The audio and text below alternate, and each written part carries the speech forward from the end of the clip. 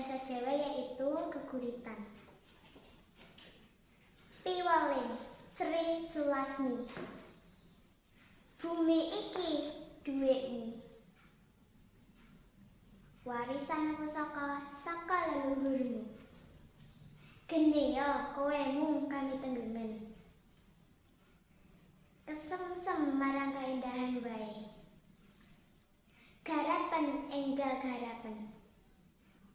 Lan rumaten. Ing kono bakal dinemu. Memaniki inten lan kencana rupmi. Kang bakal dadi sangmu lan lagi metuk jaman kuncara.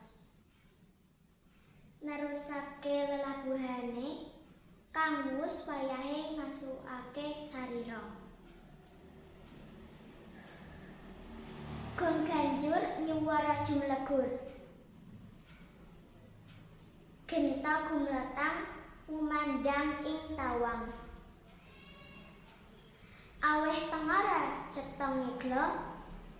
Awit kuwi wus kersane kang babar kelir. Kabeh kudu sirna gampang.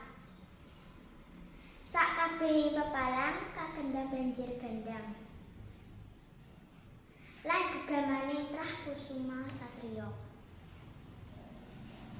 Bakal dadi uger-ugering jagat gumelar. Assalamualaikum warahmatullahi wabarakatuh.